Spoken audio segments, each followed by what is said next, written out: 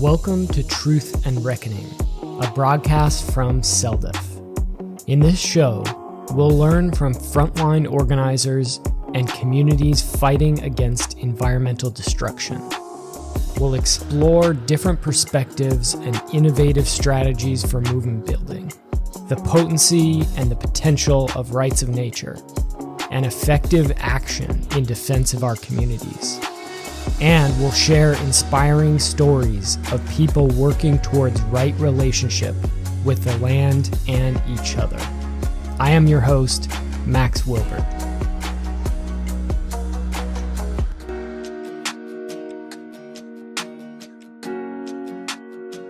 Today's episode of Truth and Reckoning, we bring you a conversation about morality.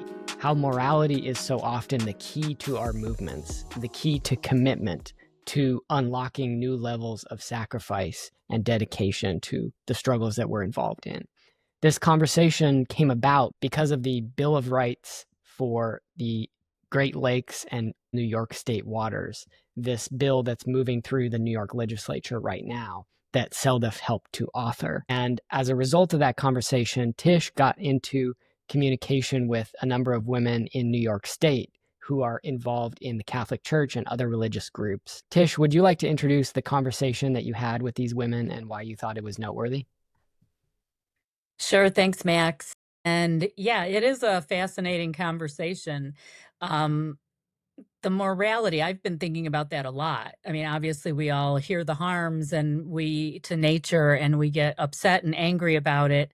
But looking through this moral lens, we've always been looking through the legal lens so much. And, part of culture is religion and spirituality. And so with a support letter that we had, sent out and around, I noticed looking at the names, there were a high percentage of women, particularly, who were connected with religious organizations. Carol D'Angelo, I already had known. She did attend our Truth, Reckoning, and Right Relationship event in Cleveland in October of 2023, and she actually gave testimony. And it was very honest and truthful about how the Catholic Church was responsible for some of the impacts that harm nature, that separate humans from nature. And so I really appreciated her coming back on and being part of this conversation along with the 4 other women. And it was interesting to hear their perspective and evolution, because so much of what we talk about is truth and reckoning, and we're all born into this culture and have certain beliefs. And even though I may not agree with everything that they believe, that we can still have this open conversation and understand that we are all part of these ecosystems and that we are nature. Thank you for that. Yeah, absolutely. I share a lot of the critiques of the Catholic Church, of course, the legacy of colonialism, the doctrine of discovery, the suppression of women's reproductive rights.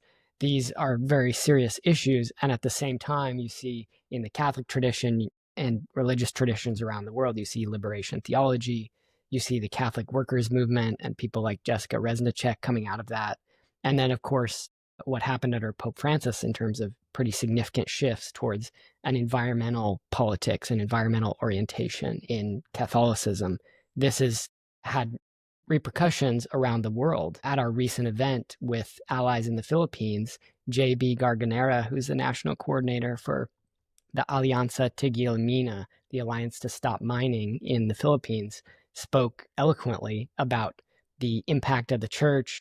It's a Catholic country, of course, the Philippines, majority Catholic, and they've been pretty deeply involved in environmental work in the country since Pope Francis put out the Laudato Si. And this is something that we're seeing in relation to other issues as well. Of course, Pope Francis wrote a book called A Stranger and You Welcomed Me, a call to mercy and solidarity with migrants and refugees. And we've seen throughout history religious communities be involved in social movements, in liberation struggles, in all kinds of people's grassroots work for change around the world. And so I'm excited about this conversation to bring in people who have that level of dedication in their heart, in their morality, in their spirituality that they're bringing to the work. It's something that I think is often lacking in our secular world today. So I thought it was a really great conversation. Yeah, I agree with you, Max. And the other thing is this idea of not waiting for the big institution that they're part of, right? The Catholic Church. waiting to be told it's okay to support this, that they're actually on their own, from their own, I guess, moral beliefs, that they're leading by example and just saying, no, we need to support this. So in a way, that's a form of resistance and being resilient, I guess, in their own way, right? It's like, we know this is right. We're going to follow that, what our gut tells us, what we believe, and we're not going to wait for someone to tell us it's okay. Powerful. Well, with that, we'll go right to the recording. Thanks, Tish. Thanks, Max. Enjoy. I want to welcome all of you today and thank you for taking the time out of your busy schedules to talk with us today. As you may know, a lot of us are here today because of the relationship that we both have with Sister Carol D'Angelo. I met Carol through my colleague Ben Price, actually, and due to our common interest in protecting the rivers, lakes, and waters that we all care so deeply about, and the paradigm-shifting rights of nature movement. Carol also came to Cleveland back in October 2023 at part one of our Truth, Reckoning, and Right Relationship with the Great Lakes event. And she gave really powerful testimony at that gathering. And you can all watch that on CELDF's YouTube channel under the playlist of Truth, Reckoning, and Right Relationship Part 1. And we'll also share that link at the bottom of the conversation when we post this. And I kind of think, I'm guessing we're all on the same page, but you guys will clarify this in our conversation, that just as the rivers, waters, and all of nature are constantly evolving, so are all of us. And Carol exposed me to the organization ROAR, Religious Orders Along the River. And so that inspired me to go back to our CELDF Democracy School curriculum, which I admit I hadn't looked at in a while, and revisit our pieces on past movements like abolition and women's suffrage and civil rights. And all of these movements, I noticed, had a lot of looking at them through a moral lens and looking at the issues of their day. And it got me thinking about the rights of nature movement. And, I've worked on this for like the last 15 years, and I felt that this perspective was kind of missing. It's not out front and center a lot of times. When it comes to environmental issues, it seems like most of the activism centers around scientific data and measuring the harms, and with statistics and all that. And of course, from our perspective, through the lens of law, right? The legal perspective. But and then I circle, but is it moral? Is it moral to use nature and the waters as a resource and also as a dumping place, for all our waste just for profits and the profits now? Is it moral to jeopardize the lives and health of all the other species in the ecosystem now, and then also the future life, right, on Earth for our benefit and profit now?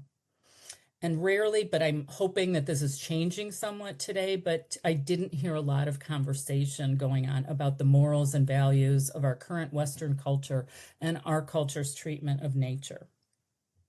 And then, of course, we also have the current bill in New York, the Great Lakes and New York Waters Bill of Rights, that Representative Burke has reintroduced into the New York legislature for the 2025-2026 session. And when reviewing all the people who signed the support letter, which we'll also link at the bottom of this podcast so people can also sign if they want, I noticed that there was this really high percentage of signers who were connected to religious organizations in one way or another. I mean, it really stood out. There was that many. So that's kind of just how this conversation came together today. And I'm really excited to get started and hear from all of you.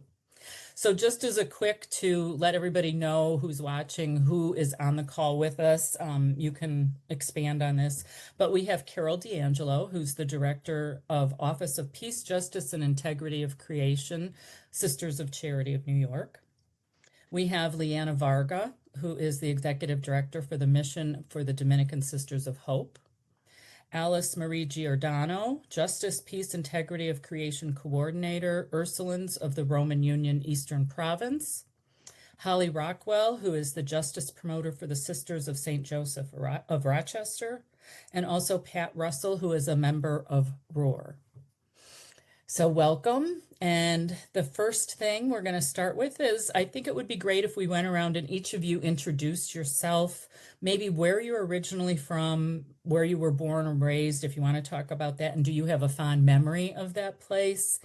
or if you feel more connected to another place, maybe it wasn't, where you're from birthwise, but you want to share that. And the reason I like to start there is because I believe one of the first steps that we humans need to make is connecting to the place where we are and a place from love for that place, because I feel like if we're connected to that place, we're more apt to want to protect it, even if it involves some risk. So I'm going to go ahead. And I think that's also why so many of it's so easy for decision makers, or people we say are the decision makers and have the authority in our system currently, whether it's elected agency officials or shareholders of a corporation, to harm and destroy the natural world because they aren't connected to those places they're harming and destroying. So I'm going to open it. And who wants to start? I'll just very briefly say, so I'm Carol D'Angelo, and I was born in the Bronx. You'll probably hear my Bronx accent over this time. But from about 7 years of age to 18, when I entered religious life, I grew up in Eden Wall projects. And so my memory of growing up is living in a project, a city housing project, and how great it was to go to Orchard Beach. And sometimes we'd have to take 2 crowded buses, stand on bus lines to get there, and how great it was to be outside in nature.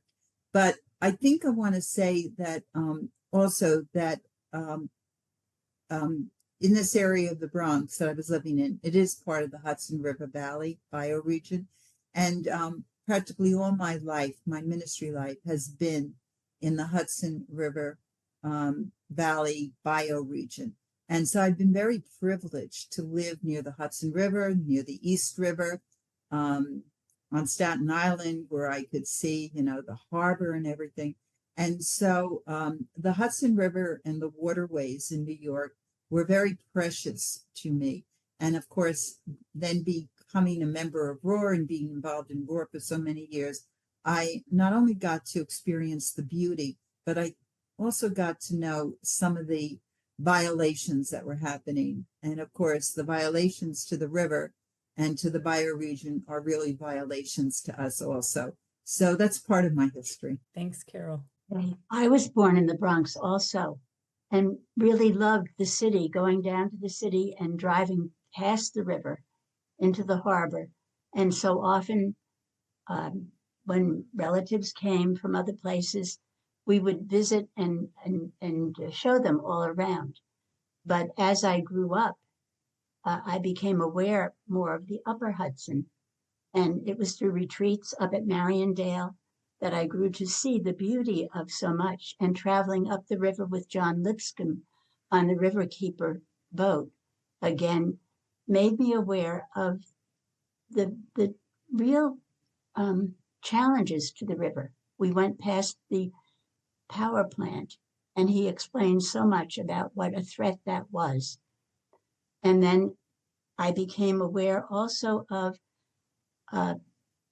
what Investor Associates for Social Justice was doing to try to challenge those who were destroying the river, and some of the successes that they had in getting the river, getting people to begin to clean up the destruction that they had wrought.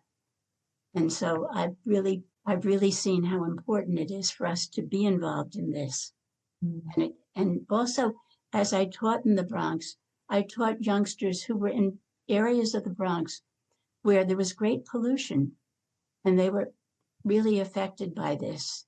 And so all of this is why I'm here. My name is Pat Russell. I was born in the Bronx, New York. My dad and my brother and I used to always go to Yankee Stadium. So I really am a Bronx kid. And I met the Sisters of Charity in elementary school because the Bronx is divided into parishes. And I went to a parish in the Bronx that the Sisters of Charity taught. So I first met them there. So I feel a kinship, and somehow they keep on coming into my life. And with ROAR and Sister Carol and the other people I have met through ROAR, I'm starting at the end because I feel I have received such an enrichment from that connection. I'm on the social justice team of the Ursulines of the Eastern Province, I became a loan officer after I entered the Ursulines. And so I did affordable housing and childcare lending in New York, New Jersey, and Connecticut. So I got to know the local region fairly well. But more recently, I was on our team, our leadership team. And in the closing years of my ministry, I would often go up to Andros-on-Hastings, where our elderly sisters and frail sisters are now living. We no longer live in a separate convent. They're in a nursing home. And several visits there have called my attention to the Hudson River and the beauty that that river gives to the experience of living there, because it's right, Andros-on-Hastings is right on the river. And from the early morning till later at night, there's a presence there that I think if we stop and are quiet, we feel something of that connection with nature. And so when we finally got to this idea of nature has rights, I just feel so akin to it. And this Burke resolution or bill, I think, is especially important. And the more we can raise awareness about it, probably a long time before it actually happens. But one last thing about my work as a loan officer. The group was called Leviticus Alternative Fund. And if you know the citation from the book of Leviticus, it's the land does not belong to you, it belongs to God. And you are but sojourners on this land. So our experience of any kind of biblical training or reflection kind of just resonates with what we're trying to do in this kind of work. So I find it very enriching. I receive more than I. Thank you. Thanks, Alice, Marie, and Pat. That was really lovely. Holly, Leanna, who wants to go next? I can go. I'm unmuted. I think I had a similar, like very different but similar upbringing to what Carol described, in that I grew up in a suburb in Rochester, of Rochester, in a very ordinary sort of working class suburb, but it had a creek. There was a creek in the side yard, and I spent, all my formative years in that creek. And my parents had grown up in the city of Rochester and were very loved nature. Like so we were always in parks, and they had big gardens that I worked in and all that. So I think it was like built in, like in my formative years, this love of nature and this intimacy, which I think is missing from a lot of people, through not necessarily through no fault of their own sometimes, mostly. And then I grew up and, got my degrees, and in law school I read Should Trees Have Standing? And I was like, oh my gosh, this is so fantastic, because it's that idea that, the loved things that I had. I'm thinking particularly of a weeping willow that grew by that creek that I practically lived in. That being, was beloved clearly and deserved protection as in its own right. And so that kind of blew my mind, but there was nothing much going on. So I travel along and do various things, and training to be a master naturalist, and practiced business law for a while, and ended up here doing sort of advocacy work. That started with climate advocacy and then kind of broadened. But don't I find CELDF and Laudato Si? And the two things are so similar to me. Laudato Si being that document from Pope Francis, where he talks about the integral, that things have their own value in their own right. They're not just as resources. One of my most hated terms is like environmental resource or, ecosystem services, those terms. So I really feel like the new things and this new unfolding sort of giving voice to what I experienced when I was 10. And it's been really fantastic. Full circle. Yes, exactly. I love how you described you grew up in the creek. I love it. Yeah, yes. You're a creek creature. I really am. And that's lovely. So I would take it you would do anything to protect that creek. I would. Yeah. Okay, and Leanna, last but not least. So I grew up in a very different way in rural southwestern Pennsylvania near the border of West Virginia. So on the literally the road was County Line Road between Westmoreland and Fayette County. This was half an hour from the nearest grocery store, which we would drive to once a week. So a very rural upbringing, and so rural that we couldn't get cable television, and we had, you know, little antenna on the top of the TV. I say that because there was really nothing to do inside the house. So we spent a lot of time outdoors, and I realize now what a gift that was. That you know, a lot of my memories of childhood are lying on the grass, growing really high around me and looking at the clouds, hours just doing that. And that was what we had to do, you know, and there were rocks in our large boulders in our yard that I remember still, you know, the shape of them, you know, just sitting on these boulders and building forts in the woods, and the Appalachian Trail ran right behind my house. So I think without realizing it, I really did grow up with this strong connection to nature. And then I've lived in the Hudson Valley and in Croton-on-Hudson for the past 10 years. So I have a different relationship with nature here. I have 2 children who are teenagers growing up in a very different way with devices and a lot of screen time and every channel, you know, under the sun to watch and be entertained by. And one of the reasons I moved to this area was because I thought it would be closer to nature. It's a way to live in the suburbs in a sense, but still be closer to nature. So I try to get them out on the Hudson River. We swim in the Croton River. We kayak and canoe and paddleboard on the Hudson. And so I'm hoping that some of that is sinking in, though my children have a very different experience and relationship and distractions than I had as a child. So I feel a little bit wistful about that. But in my work life, I work as the executive director for mission for the Dominican Sisters of Hope.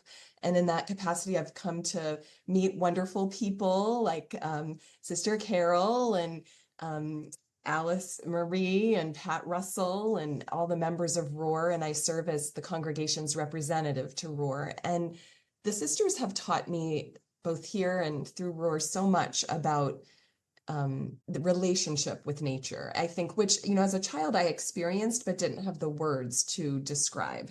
And now I think as an adult, you know, I was concerned about the environment. I've worked, you know, in college, I worked for the recycling department as my work study job in college and drove a recycling truck. And I looked at it from that kind of point of view, but I didn't think about the spirituality of our relationship with nature. And I think that's what working with ROAR and the Dominican Sisters of Hope has really helped me to grow into, and connects very much with the rights of nature movement. Mm-hmm. I'm sure a lot of the people listening, it's going to awaken in them, you know, some memories, hopefully, of how they're connected to nature as well. I guess one of the things I'm curious about is, you know, when did you become aware of or interested in actually protecting like nature, water, or forest? You know, was it something you read or someone you had contact with? I know you've alluded to some of it, and like Holly, you mentioned reading Christopher Stone, Should Trees Have Standing, but I think because so much of our activism, I guess, is like centered around like we think of it as big things, right? Like that we have to go to big events or plan big events and big protests and thousands of people in that. But what I'm like looking at is like actually, and I try to tell people, sometimes it's just someone you meet, right? Or something you read and how it impacts you so greatly. And it's not a big thing, it's a small thing, but then it leads to changing maybe the direction you're taking in your own life. So I'm curious if, and you don't have to all answer, but if something comes to mind, something you read or someone you came in contact that did shift your thinking, if you'd share that, I think that would be great. Or at least get you to question too what you know, had been taught, because so much of this in our culture, I think, is, you know, it's what we've been taught. And so it's that being exposed to something else that gets you to question that, I guess, and maybe think differently. You know, Tish, there's so many different ways I could probably answer this question. So I'm trying to think of the best way, but let me begin by saying, because I've been very privileged in my ministries to really learn so much from the people. I'm going to say at this point, I'm going to say from the people. And one of my earliest ministries was I was sent to East Harlem. And then I eventually moved and lived in East Harlem to start a program that was going to be meaningful for the people. And that was out of the New York Foundling Hospital. And so I got very, very involved with the people of East Harlem and started a teen parenting program.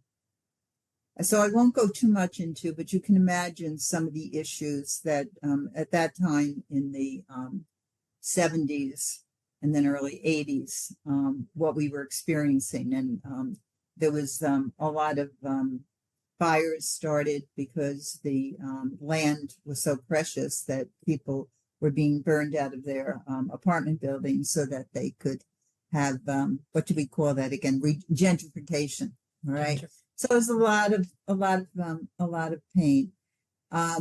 And again, having really been steeped in trying to live the gospel and being faithful to Catholic social teaching and the gospel, things became very real to me in terms of what did it mean to be the body of Christ. Because we are all part of the body of Christ. We're all brothers and sisters to each other. And the whole mystery of passion, death, and resurrection, and where we, from St. Paul, where one suffers, we all suffer.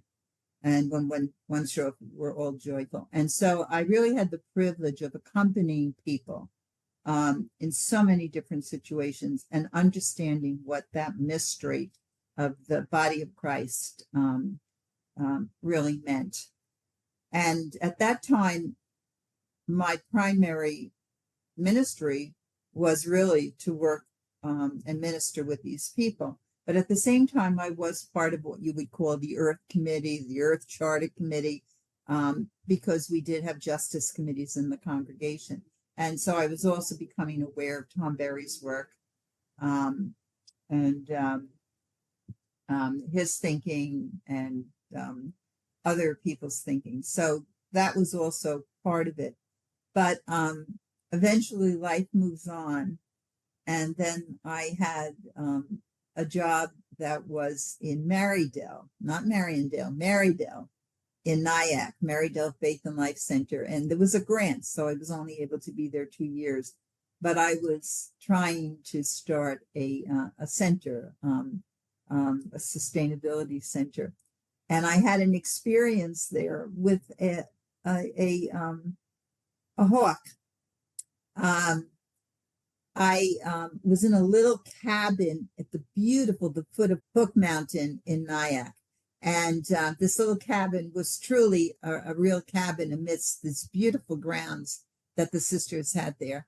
And I had snakes in it sometimes, certainly mice. I had different kinds of animals. But it was a very challenging program. And we did a lot on the journey of the universe, on the news story, cosmology. I had been seeped in it before then, but I was working with groups, trying to teach other people about it. But I was doing other things. But as you know, sometimes when you do programs, you might have 10 people, 8 people, and you put out so much energy. So one day I was really very, very, a little bit discouraged. But I come out and there's this hawk right in the tree next to me. And it's just looking at me. So, of course, what do I have to do? I talk to the hawk and I say, "Oh, hawk, it's nice to have you here. I wonder how many people are going to come to this program," as I walk down to this beautiful barn. I hope some people come. So I walk down towards the barn and it flies to the tree near the barn and it continues to look at me. And somehow in that experience, as I'm talking to the hawk and it's following me, so to speak, I really had a real deep sensation, an experience that this body of Christ is not just humans, it's more than humans too. And so it was a very vivid experience, which maybe I've prayed about, thought about, reflected on before, but it just sharpened for me the reality that we are when we talk about the Earth community, the One Earth community, there are many communities in it, but we really are all one. It's like Brian Swim has said, you know, we're not born into this world. We're born of the earth. We are, when we really think about it, we are of the earth. We come from the earth. And so that experience really sharpened for me that we really are journeying together, the humans and the more than humans. And so, and I maybe into some of the other questions, I'll talk more about it. But Holly spoke about Laudato Si. Laudato Si put into words that came out in 2015, Pope Francis's encyclical on care for our common home. But that put into words what many of us women religious had been praying about, thinking about, talking about, doing. Oh, I'm going to say since the 80s, the 90s, where we really saw ourselves as very interconnected, very that integral ecology that's so hard to understand and live into. We've been trying to live that, but it's a journey. It's a journey. Mm-hmm. An evolution. Thank you, Carol. Anyone else want to share anything? A memory, anything like that? I have one kind of vivid memory. I think I was a weird kid, Tish.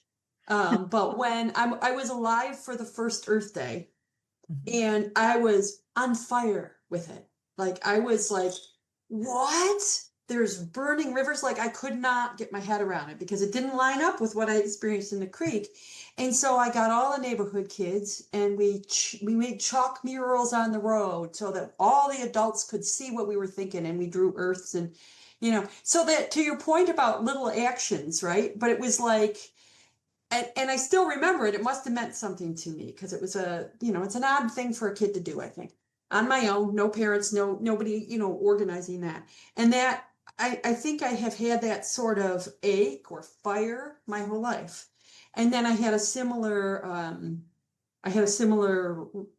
experience to Carol's too, where I had just volunteered at a soup kitchen for, I don't know, 15 years or something, once a month, not a big commitment, but I had that feeling. And then as part of this master naturalist program, you have to do citizen science, care for the earth type stuff. So I was surveying for the hemlock woolly adelgid, which is destroying the hemlock trees on the East Coast. And so you go out in the woods and you see where you find them, and you let the appropriate people know. And as I was doing it, I felt like that's exactly the same as feeding these guys that come to the supper program. It felt exactly the same. You look at the tree, you know that there's a life in there, and I just, like, that kind of hit me in the face. That sense of like, oh, it's all one thing. It's all one thing that arises out of this, my faith, and out of my belief that the God, and it's a Jesuit God in all things. So those were just two little things that I can point to say that kind of made all this. Thanks. I appreciate that. And it's funny because we're taught something different, that we are separate, right? And so it's like, when you have those experiences, and you're like, you think right away, like, is there something wrong with me? This is weird. And so I don't think it's weird at all, but it's like, No. I understand why people think it is. Even just you, Carol, saying, talking to the hawk. I mean, it's like, we're not raised in a culture. I mean, we know there's other cultures that's totally normal for them. But for us in this Western culture, I think my neighbors think I'm a kook, right? Because in the winter I put out bird feeders, and that's what I do. I talk to the birds. I'm like, okay, I'm coming. I know it's empty, so, but that's not normal, quote, right, in our culture. No. We need to shift that. That's what we're working to do. Along those lines, I think I had a shift because of a tree, and it was a giant pine tree growing outside the first house that I lived in Croton-on-Hudson. I lived in for about 6 years, and this tree was massive. I mean, it may have predated the house, and it really shaded the house too. And I would go to the front windows in the living room every day and drink coffee and look out at this tree that was right there. And there were birds in the branches, and we had a bird feeder underneath, and we had these amazingly beautiful woodpeckers that would come. We had a woodpecker feeder and we had a regular bird feeder. And I just really loved this tree. And then the branches started growing over the driveway. So now we couldn't even drive the car into the garage without, it was like going through a car wash. Like the branches of the tree would scrape the car. So we said, all right, we've got to take down some of these branches, and called a local tree expert. And so it was very expensive, to get somebody to do this. So we went as homeowners with the cheaper version, which was someone who wasn't quite as knowledgeable, I think, about trees. Anyway, arranged to have some of those branches cut. Came home that evening to find that they had cut branches all the way up, like halfway up the tree. So now this tree that had been this beautiful kind of Christmas tree shape was more like an umbrella, where there was a long trunk and then just these branches coming off the top. And there were scars all over the bark where these beautiful branches had been chopped off. And I couldn't, I'm going to cry talking about it, but like my reaction was so emotional. I didn't understand it myself. Like, it is one of those moments that I think I felt very weird, that word, like, what is happening to me? But I wept. Like, I have not wept for much else in my life when I saw that tree and the scars that were on the bark from all the branches that had been taken off. And the birds were gone, and that whole ecosystem was gone. And I realized I really did have a relationship with that tree. And I remember talking to a sister about it and just like trying to make sense of what I was feeling. And she suggested that I go just spend time with the tree and apologize to the tree, because we had done it. We had called the people we had chosen the cheaper option, of the less, knowledgeable tree cutter. And then, of course, I was reading all things about how if you cut too many of the branches and you cut them at the wrong time of year, and it was all of those things. We had cut too many, we had cut them at the wrong time of year. I'm like, what if this whole tree dies because of us? And yeah, it was, I think the turning point had come in the relationship in a sense, but there was also a sort of turning point when I realized what had happened, and that I was experiencing on such an emotional level, the impact and the sorrow and the grief and the repentance, for what we had done. That's an amazing story. And yeah. And again, that idea that you're thinking like, what's wrong with me? It's like, that's again, our cultural, what we've been taught, like, no, there's nothing wrong. There's something I think wrong with the people who can cut down a whole forest, right? Or a whole ecosystem, or dump poisons into the Hudson River and into Lake Erie. Those are the ones that I think there's something wrong with, not you for crying about that. Mm. But, that's that shift that has to happen, and I'm not quite sure how, but I think this conversation will obviously affect some people and think about things like that too. Yeah. Thank you for sharing that. I guess one of the things I'd like to talk about is, and this gets into a lot of this is time I'm actually asking you guys for advice too, right? Like seeing what you guys have to say, because much of my work and experiences with local communities and people trying to stop harms, right, and harmful projects that they're coming up against. And it's a powerful and structured system. And with fear, they use fear a lot, to keep people from actually doing this protection, right? That they feel like they might feel like you do, Leanne, about that tree, right? In their community or whatever. But then that fear by these powerful systems comes down on them and they don't step up to protect, myself included. So I'm not, this isn't being, like judgy or anything. And I guess it's by sharing our own stories, I guess, that we can help build more confidence and courage in people to stand up for maybe their community or nature focused values and even to protect other humans, right? I know myself personally that when I hear an inspirational story of courage, it helps me to be more bold sometimes.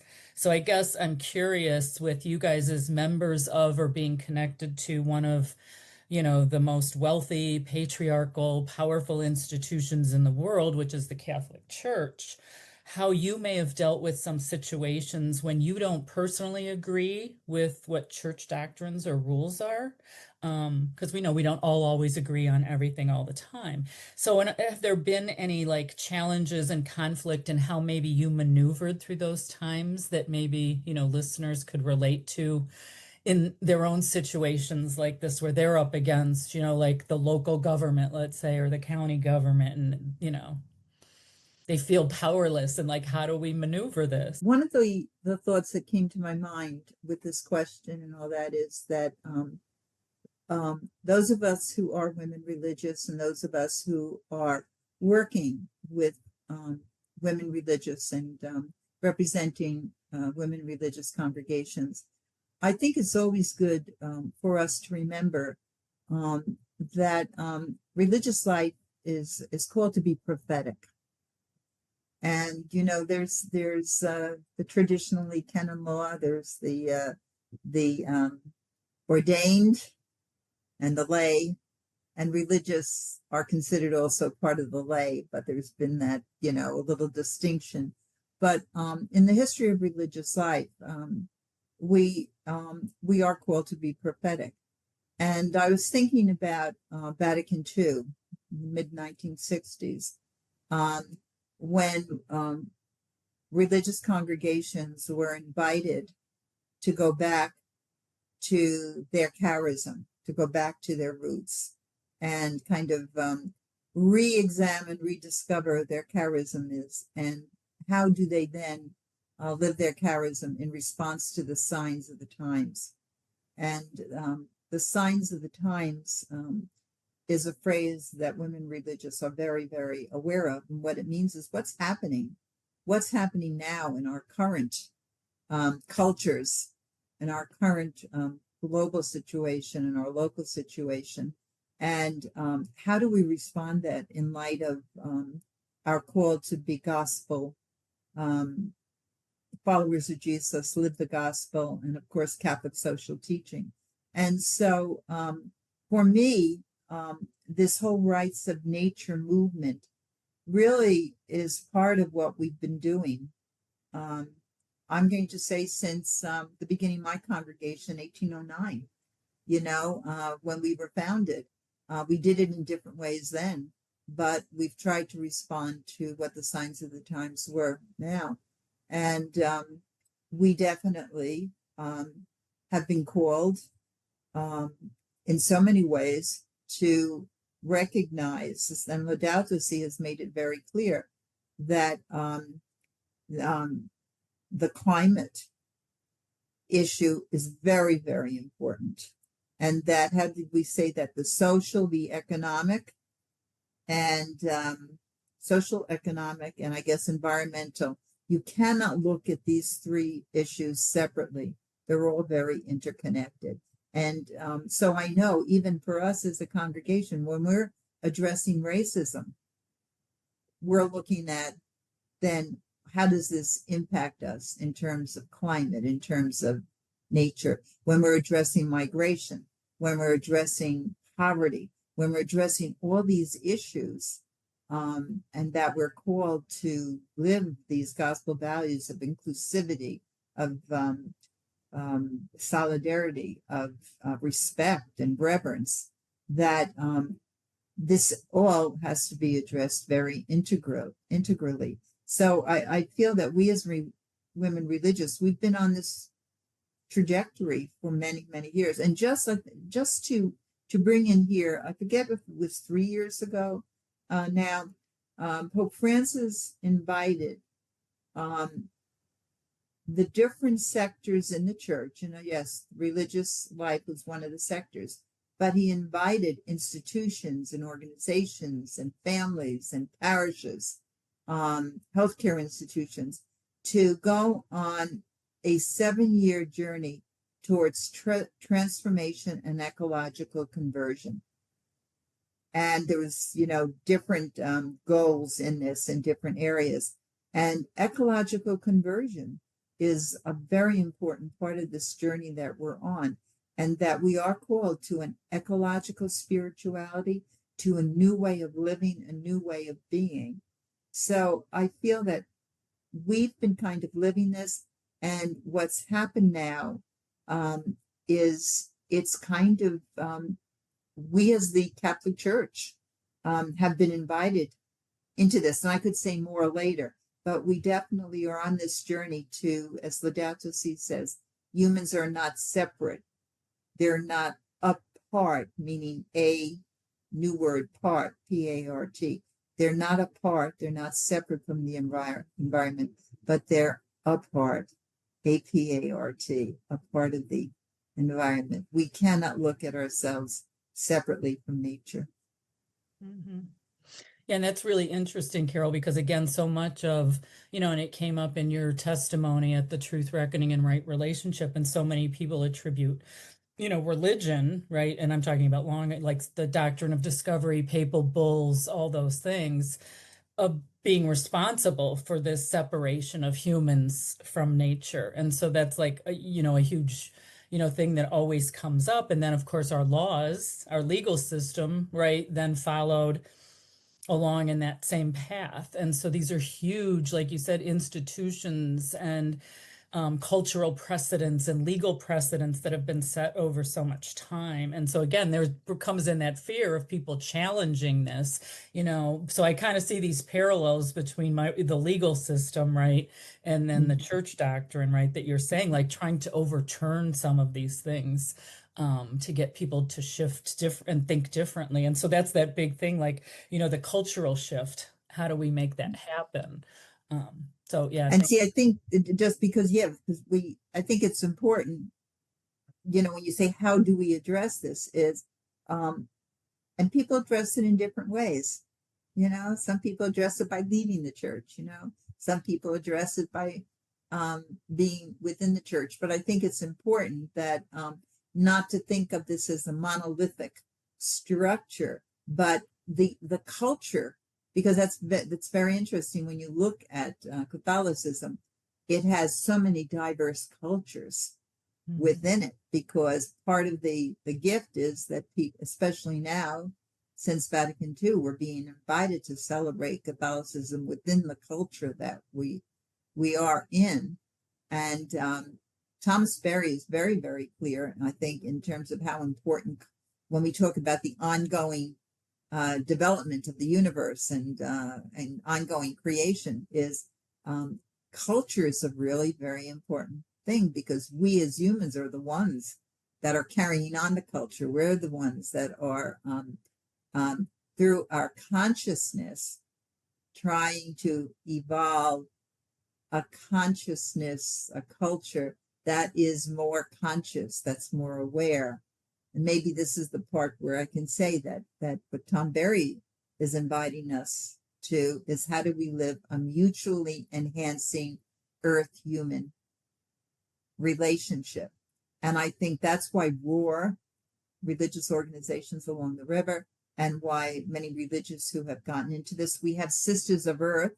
There's a group called Sisters of Earth, and we've been this, I forget how many years this has been an organization, a network, but we are part of an evolving culture, an evolving. There are pockets of culture that are seeing this. I see it much more than even in 2015 when the encyclical came out. I can see a big difference, although it might not seem like it. Yeah. Holly, yeah? Yeah, I would say one thing. I mean, this is my personal story, is that I think like Leanne's story was so moving to me, Leanna.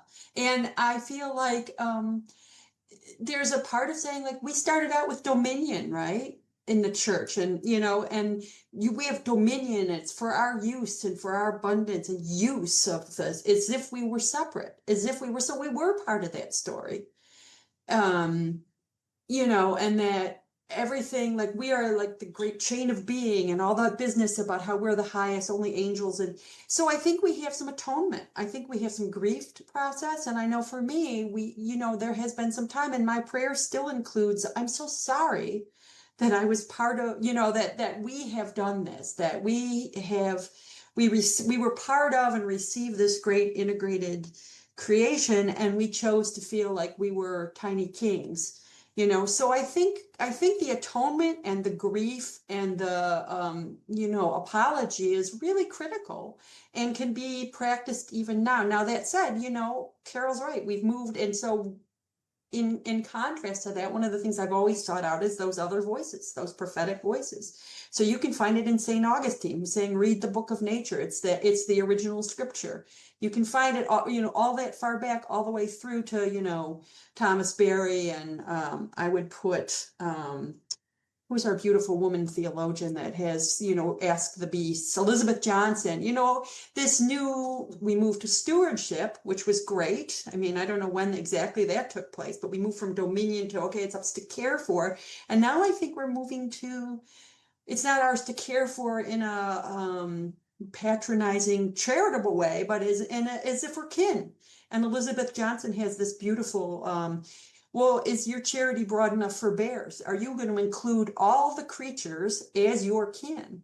So we're on this trajectory, but I do think there's some work to do in owning what we were part of, and in, prayerful reconciliation with the harm, the part we played in the harm. I mean, I think I have had to feel like I have had to own that and do some personal reflection about it. Thanks, Holly. So let me just say, because I think Holly touched on a very important piece, and I think this is something that certainly is being addressed in terms of how important it is for us to lament.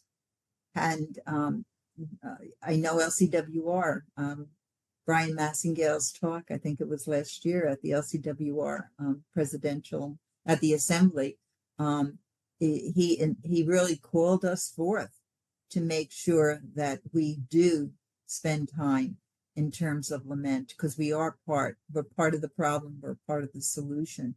So I just want to say what Holly said, I think is really very, very important. And we're talking about this certainly with the earth.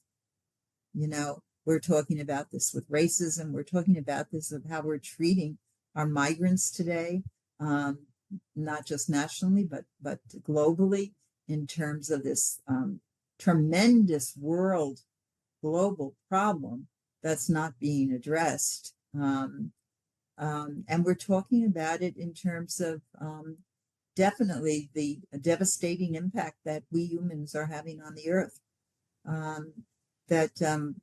How to lament. And with that comes, I think also, how do we help ourselves, help others? Because when there's a lot of pain, and there's different ways people handle it. And sometimes people just have to shut it off, not even look at it. Bury it, suppress it, lash out in anger. And I think that's one of the things that I know I feel through my work with LCWR and their call to transforming grace towards transformative justice. How are we going to, as women religious, bridge the great divide that's happening, especially in our country and certainly in our world, but bridge this divide, because there's so much fear, there's so much anger, there's so much polarity.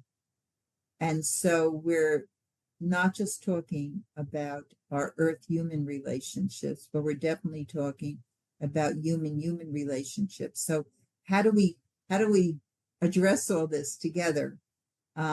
That's a real challenge. And I think this is the place where we are being called as women religious to enter it from a contemplative stance and grow into that contemplative stance, that listening, opening stance.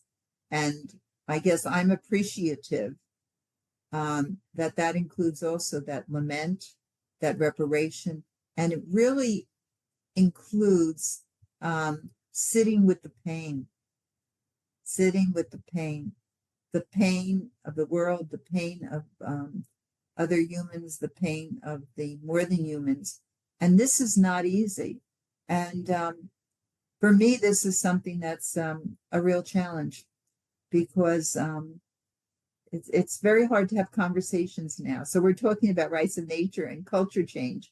It's really very hard for us to have conversations with people who see us, I'm going to say, who see me in my work with peace, justice, and care of creation as way out there, as very liberal. They do not see me as a woman who's trying to live the gospel, as a woman of faith, who believes strongly in Jesus's teachings. Yes, rights of natures is a really very, very important thing. And I see this as important, as is my work with trying to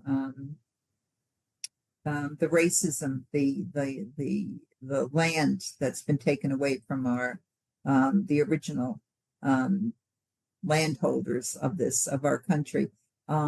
It's all one. It's all one. It's really interesting, Carol, you would bring that up because I face that in my work too. I mean, obviously with rights of nature, and that comes up a lot, and people be like, you're going to fight for the rights for nature when we have so many humans that are suffering. And so then the racism comes up, and, you know, and the social justice issue or environmental racism you hear, and it's like it's all interconnected. You really can't separate these things. And yet our culture is so good. That's another thing that we're good at, right? Is reductionism, separating, dividing us. Divide and conquer has been around forever. And it's like, yeah, that's difficult, but I appreciate you bringing that up because it is so interconnected. I have Leanna? a slightly different angle on this as well, on your question about challenging authority and kind of, because I work for Catholic Women Religious, and yet I grew up in the Episcopal Church. I'm still an active member of the Episcopal Church, and we've had a lot of changes in my adult lifetime with regards to the ordination of LGBTQ plus priests, gay marriage, and the way, I have seen those changes. I'm 56. When I was 26, I could never have imagined this. And yet in those years, this has completely changed. And the way it changed is through, because our church has a different structure, for better or for worse. We don't have a Pope Francis saying, this is important, everyone pay attention to this, as he did with the beautiful Laudato Si encyclical. We have a process of change within the church that's modeled on Congress, actually. So we have elected representatives from our parishes who gather, and our diocese who gather and bring up new topics. Like, I think we should be marrying gay couples, and it took years of bringing it up and conversations. So I think the point of this is it did change, and it happened through relationship and conversations year after year. It didn't happen quickly. It was people continuing to show up and sit at tables together, even when they disagreed. Taking brave stances to tell their personal stories. And somehow through all of that, things changed. The church the parish that I grew up in was quite conservative. And I think over half of the members left when gay marriage was approved and the ordination of gay bishops was approved. So there's cost to it, and there are separations. But I think there's hope to me in that process of communication. So I think as a model for how something like rights of nature, which is such a strange concept that people can't get, it's just continuing to have conversations and showing up and staying in relationship as much as we can. And that, I don't know, I think there's there's a way forward through that, through communication and trying to stay in relationship. I agree with all that, and I don't want to put all like just talk, the church sure had a role to play in this separation, but there was other things too. I was doing some research and it's like science, obviously has a huge role, right, in there. And again, it's not about blame. It's like that. That's why we started with truth at our event, the truth, right? It's because you have to be able to acknowledge and be honest about some of these things. And it was really hard for some of the people there. I know it was, before you can then move to a different place, right? And have a different perspective and cultural shift. But, I appreciate, because I was thinking even nature herself played a role, because when I was going back through history and looking at some of it, like how the Black Plague in 1347, it was to 1349, a third of the population of Europe died. And people didn't know why at the time. And so, this fear then of, nature and the natural world. So there's things like that took place. But I appreciate what you're saying too, Leanna, about when we're in it, it's hard to see it, right? Like, because you're in the middle of this like time, like when you think of like, I guess, history and that and what we're like as a timeline, right? And it's easy to look back because we've seen what happened, but when you're in the midst of it, and like we can make predictions for the future, but it's that present, and like you think it's not, like we want everything to change tomorrow. And this, with this technology we have today where everything's instantaneous, it's like the idea that this is going to take time. How long? We don't have that time. I mean, I used to get really upset about hearing that, right? Like, we have to do this now because we're running out of time. And I'm like, but that's way too much pressure. I mean, I can't operate like that. We have to just, like what you're all saying is, we're in the moment, and we have to do what we do in the moment, in the places we are. And collectively, that makes a difference. Just so needed to hear from both of you, Leanna and you, Tish, because I'm such an impatient woman, and I'm like, yeah, no, but it's a crisis. And no, it's like, no, it's the conversations over and over without the judgment, without the hurry up and you're being dumb, but it's like it's like water on stone, right? And that's not the story I want to it's not the story I want to embody, but it's the real thing. And I don't think the quick change necessarily lasts. It's kind of sometimes can be kind of cosmetic because you just make people afraid to say what they're really thinking. So just continuing to say it over and over and over for you, and not get. I always return to Susan B. Anthony was a Rochester native, and she did not see women get the vote. She spent her whole life working on that. So it's like, okay, it's the work that's important, not attachment to exactly when and how it pans out. Hard to live that. Yeah, it is. I mean, I get it. And it's like, because we also have human egos too, right? And our culture is very much about, it's ego driven and celebrity culture and all that stuff. So yeah, it's very difficult sometimes, but yeah, just focusing on really the work and to me, that's why it keeps coming back to your morals and values and what's, and yeah, if you follow those and the work you're doing is like going in that direction, at least that's how I try to get through it. But and just to give you some hope, Holly, like, I mean, I personally every day at CELDF, I get emails, right, from people all over the country and the world, and they're asking, about our work with rights of nature and lawmaking and governance and all that stuff. And they're asking about how to resist and to be resilient now. And so that's encouraging to me, because before, like even just a year ago, the emails were more like, okay, can you help me file a lawsuit to stop the pipeline? Can you help me file a lawsuit to stop fracking? But now it's more like, no, what can we do? Like, what guidance can you give us to become more resilient where we are and resistant? And so it's like, I can feel this shift. So if that gives you any hope. Very much so. That's fantastic to hear. Yeah. So do you think that's a good question? I don't know what other questions you have, because I think this is what's being talked about. How can we resist, and how can we be more resilient? I mean, this is the question that's being asked by several groups. There have been webinars on this. One of the sisters I lived with just came back from a retreat where the topic was on resilience. So I was just wondering if I don't know if you had any other questions, but I was thinking this might be a good thing, because here we are Holly is part of the New York State Justice Promoters Group, as is Aury and Pat. Not part of ROAR. Leanna is part of ROAR, not that group. But it might be good just for us to hear each other, and maybe it'll be of value to someone else who's listening to this podcast. How do we see the ways that we resist and we are able to be resilient and to grow in resilience? Anybody have any thoughts on that? I mean, for me, I'm a Jesuit based, so there's the Jesuits have this long spiritual exercise practice you go through, and I've been a prayer guide in that for many years. But the practice and I think this practice works for anybody. You don't have to be Catholic, you don't have to be Christian. It's called a daily examine, and every day you go through and you're like, what are you grateful for? What are you not grateful for? Or you could say, where did I feel God's presence? Where did I feel like I was turned away? Or you could use whatever. There's a lot of different ways you can approach it. What made me impatient? Where did I show some grace? And you kind of sort through your day. You go back over your day. I heard it called like rummaging through a bag. You're not trying to control and find the thing. You're just what pops up for you.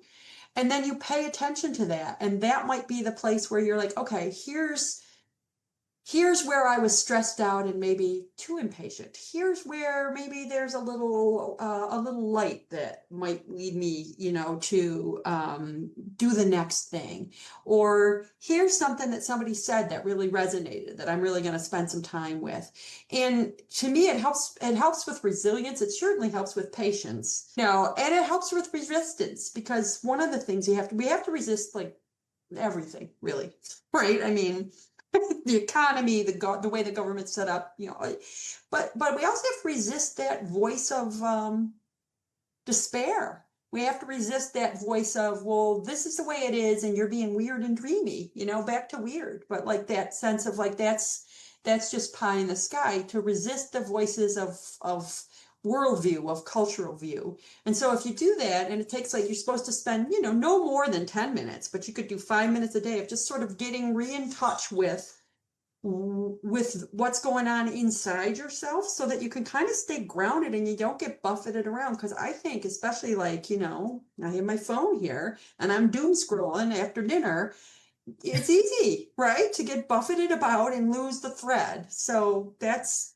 one just little personal practice, but I offer it out because I think we all need that at this point, all of us who are trying to do something. That's really helpful, Holly. I love that. Yeah. And it reminds me back to if any of you took our democracy school, we used to talk about the black hole of doubt, that's the thing that keeps us the most, from doing the things that we feel are right or in our gut, right? Like it's that, we talk ourselves out of it. Yeah. But who am I to? That's the one I talk about a lot. It's like, who am I to fill in the blank? Well, I'm just me. I'm just like feet of clay for sure. But as I hear Holly speak, I'm aware that one of the things ROAR has always tried to do is bring together all our colleagues to talk with each other.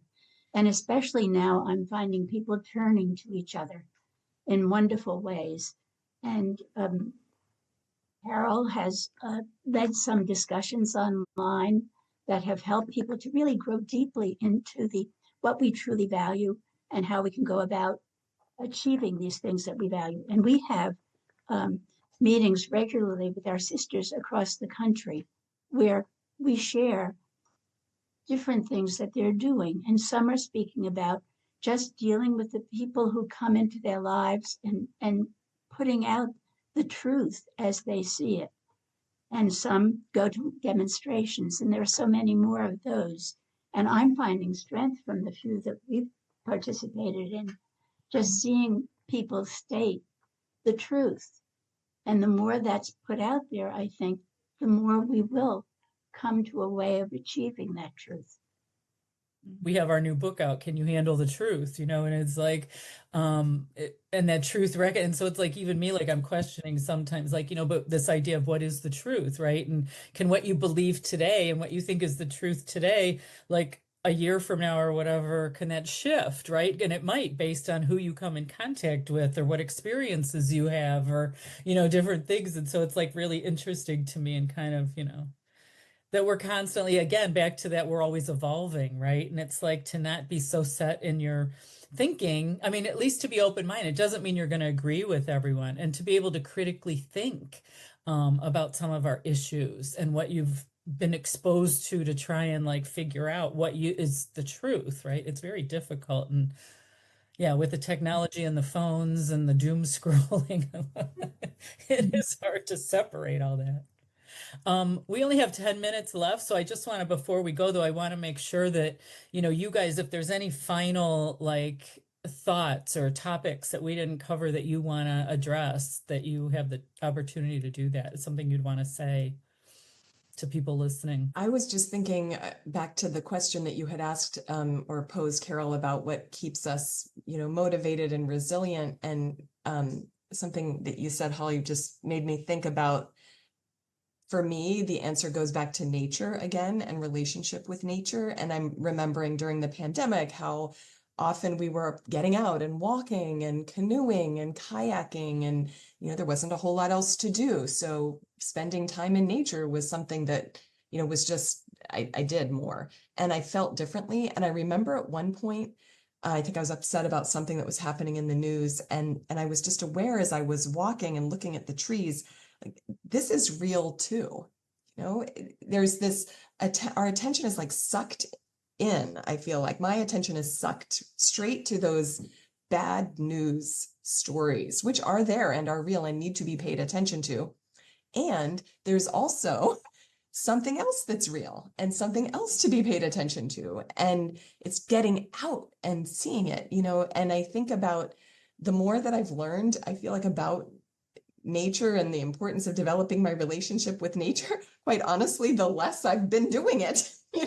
Like, I need to get myself out there. It's hard to do it. It's hot, it's cold, or it's raining. Like, it's not comfortable or easy. And there is so much else to take our attention. But I feel like there is something very healing and motivating about that. But it does take that discipline to get yourself, speaking for myself, I don't do it enough.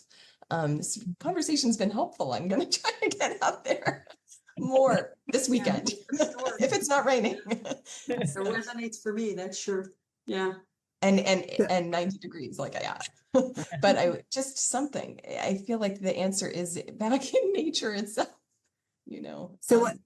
So what I've appreciated this conversation too. So the thought that's been coming to my mind is, there's a phrase that Teilhard de Chardin talks about, the zest for life, the zest for life, and how we need to have this zest for life. And, he really helped connect us to the earth, and to the marvelous gift that earth is, and the spirituality of earth.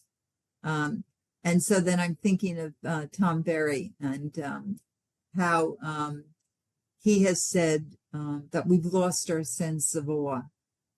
And so when we talk about being in nature, there is something where it's kind of a continuum, that the experience of awe brings us to that sense of beauty and wonder. And I think he says religion grows out of that. Religion doesn't come first. Religion comes from our ancestors having that great experience, and they were so much a part of nature, and experiencing the awe, the beauty, the wonder, and then this religion developed. And so I know what I have been feeling for a while, and how to do it is a real challenge, is how do I get in touch with the spirituality of the earth? Because Tom Berry is very clear that if we lose our connectedness with earth, the more we're separated from earth, we're separated from our spirituality. That we get our spirituality from earth. And when you think about it, when you think about what spirituality is and the understanding of who God is, And we all have different understandings of God, but we do this as embodied people. So we're spiritual beings, but we're embodied, what is it, spirits. And so for me, what does it really mean to get in touch with Earth? Earth as healer, Earth as teacher, Earth as mother, Earth as you know, the source from which I've grown, I've come from, and that there is this energy that comes, and then we talk about Earth, we talk about the universe. There is this Brian Swim talk about the comprehensive compassion, that through this evolving universe, where out of the split explosion, that curvature, where if it was too speedy, it would have blown apart. If it was too slow, it would have caved in on itself. But out of this energy that was created, this energy, in a sense, has grown into this love, where we as conscious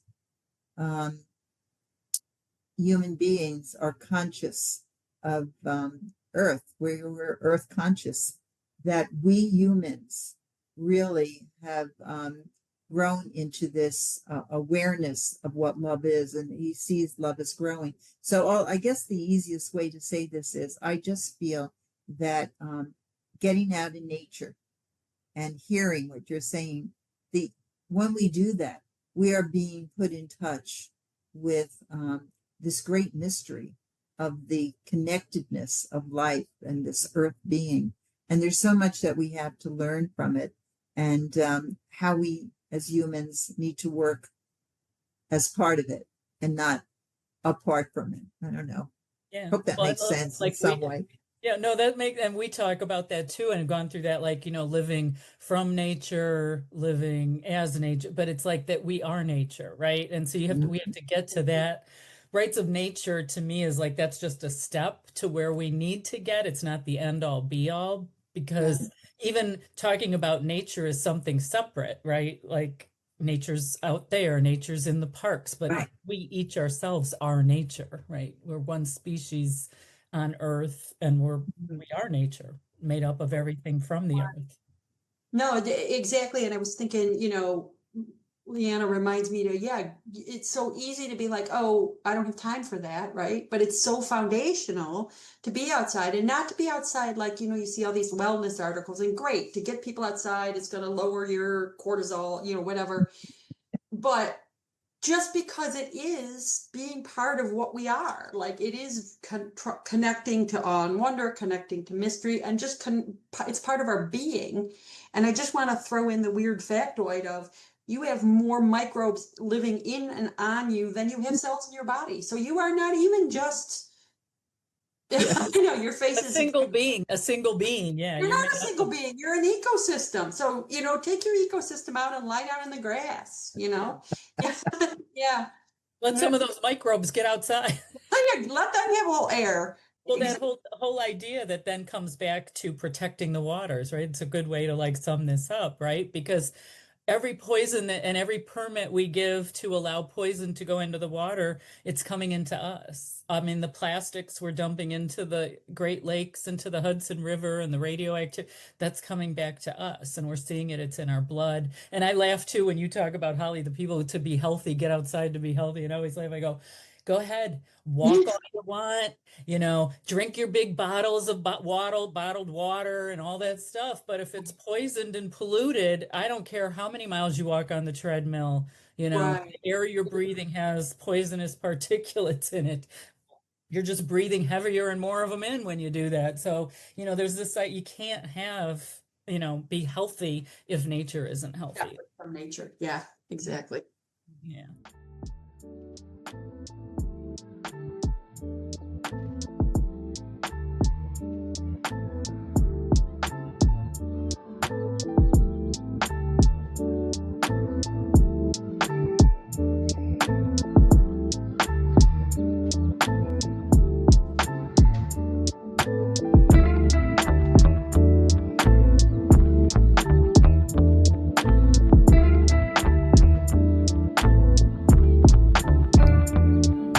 want to thank you for listening to our show and let you know a few ways you can support Truth and Reckoning. First, share this broadcast with your friends and family. Leave a positive review via your podcast app. Visit the Truth and Reckoning YouTube channel and leave a thumbs up and a comment. The full scope of the work of CELDF, including this show, comes with a financial cost. So if you're able to make a donation, go to CELDF.org. That's CELDF.org. But most importantly, our goal for this show is to empower you to take action. So the best way you can show your support is to get involved with your community and protecting the place where you live. Thank you very much.